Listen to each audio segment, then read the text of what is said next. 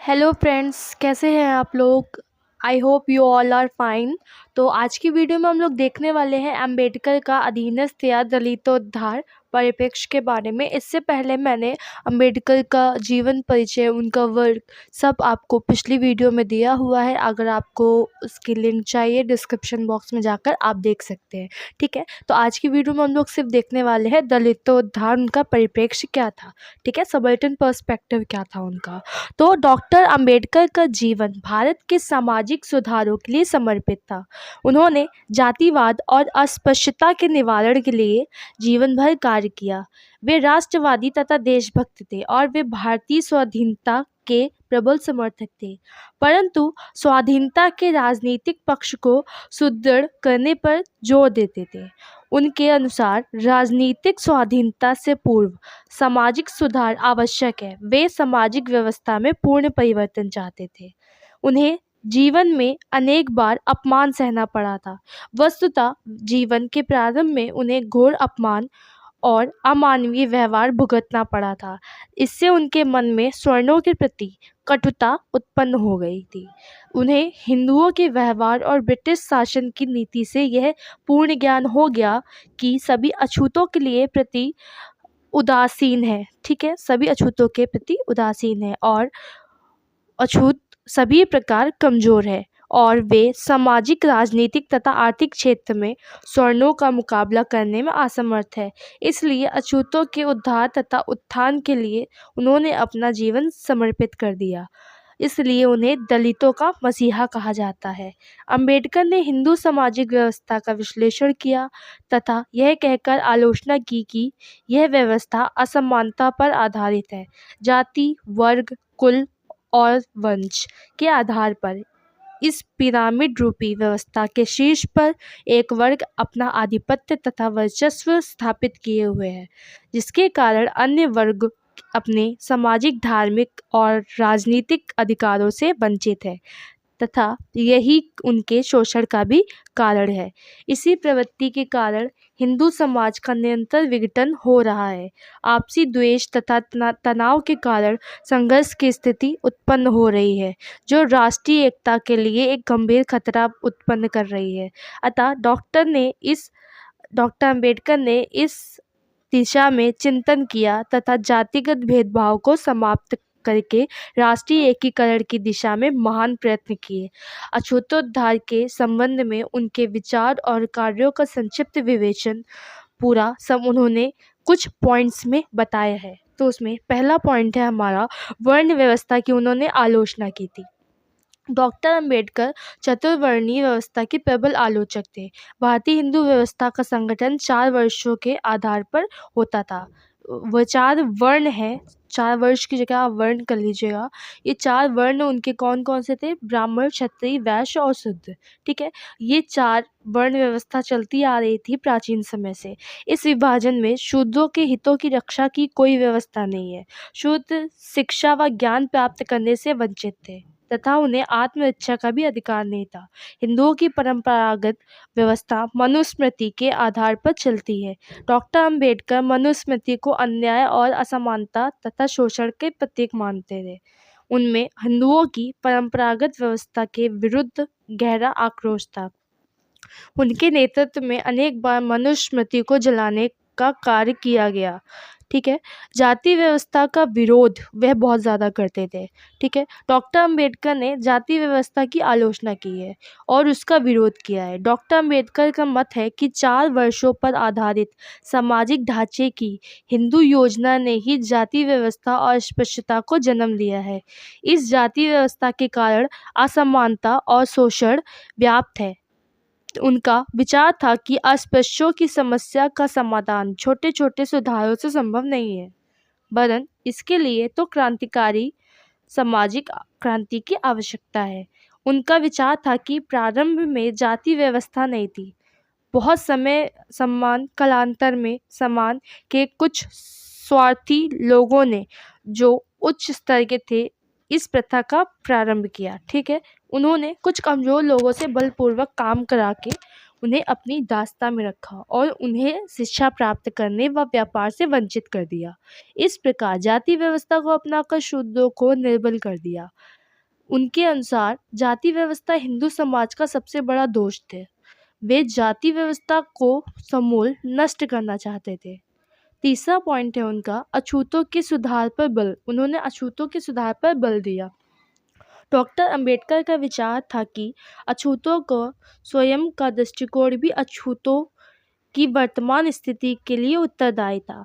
अतः उन्होंने इस बात पर बल दिया कि अछूतों को अपनी बुरी आदतों को छोड़ देना चाहिए और हीनता की भावना का त्याग करके आत्मविश्वास की भावना उत्पन्न करनी चाहिए तथा आत्मसम्मान का जीवन व्यतीत करना चाहिए।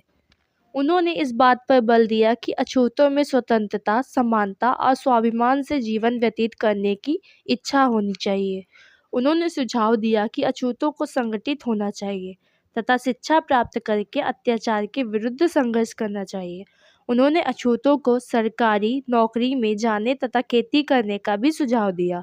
इसके परिणाम क्या हुए? उन्होंने अछूतों तथा दलितों के उत्थान के लिए शिक्षा तथा स्त्री सुधार पर अधिक बल दिया। उनका विचार था कि अछूतों की स्थिति में सुधार के लिए अछूत स्त्रियां बहुत अधिक महत्वपूर्ण भूमिका अदा कर सकती हैं। उन्होंने स्त्रियों को साफ रहने तथा स्वच्छ कपड़े पहनने का परामर्श दिया और इस बात पर बल दिया कि स्त्रियों को स्वयं भी शिक्षा प्राप्त करनी चाहिए और बच्चों को भी शिक्षा देनी चाहिए। महत की एक सभा थी जहाँ पर उन्होंने स्त्रियों को संबोधित किया करते हुए कहा कि कभी मत सोचो कि तुम अछूत हो, साफ सुथरे रहो। जिस तरह के कपड़े स्वर्ण स्त्रियां पहनती हैं तुम भी पहनो।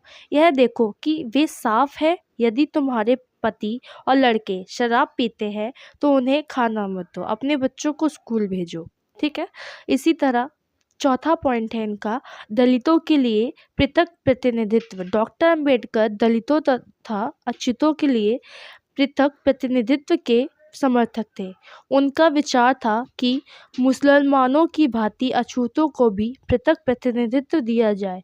उन्होंने इसके लिए अथक प्रयास किए। उन्होंने प्रथम तथा द्वितीय गोलमेज सम्मेलन में अछूतों के लिए पृथक प्रतिनिधित्व पर ही सबसे अधिक बल भी दिया था। उन्होंने कहा था कि अब हमारा विश्वास ना आप पर है और ना ही आपकी कांग्रेस पर। यदि हमारा विश्वास किसी बात पर है तो वह अपना उद्धार करने पर। इनके इन शब्दों से स्पष्ट होता है कि वे अपनी जाति के उत्थान को सर्वोपरि महत्व देते थे।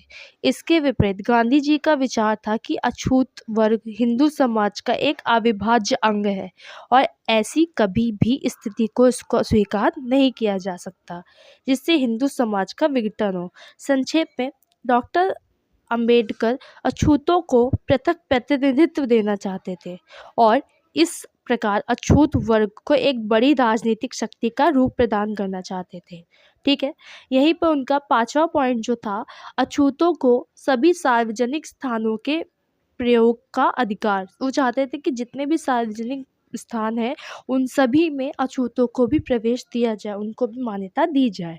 तो डॉक्टर अंबेडकर का मत क्या था पूरा कि सभी सार्वजनिक स्थान, मंदिर, कुएं और तालाब आदि सभी मनुष्यों के लिए सुलभ होने चाहिए। वे चाहते हैं थे कि मंदिरों, कुओं तथा तालाबों का सभी का उपयोग करने का अधिकार होना चाहिए और अछूतों को इनके प्रयोग से वंचित करना न्यायोचित नहीं है। इन्हीं के प्रयासों से गंगा सागर तालाब का पानी पिया गया। यह वही तालाब था जहां अछूतों को पानी पीने की परमिशन नहीं थी। 1930 में उन्होंने गुजरात में काला राम मंदिर में प्रवेश करने के लिए एक प्रदर्शन का नेतृत्व भी किया था। उन्होंने महार वतन कानून का विरोध किया जो महाराष्ट्र के महारों के लिए बंधुआ मजदूरी और दास्ता की व्यवस्था करता था। उन्होंने समता सैनिक दल की भी स्थापना की। 6 पॉइंट है उनका श्रमिकों के हितों का समर्थन। उन्होंने श्रमिकों के हितों को भी महत्वपूर्ण समझा और उन्हें मिल मालिकों के शोषण से बचाया। उन्होंने इस उद्देश्य की पूर्ति के लिए श्रमिकों का एक स्वतंत्र दल बनाया। ठीक है। और इनका 7वां पॉइंट है अछूतों के उद्धार के लिए कानूनी उपाय।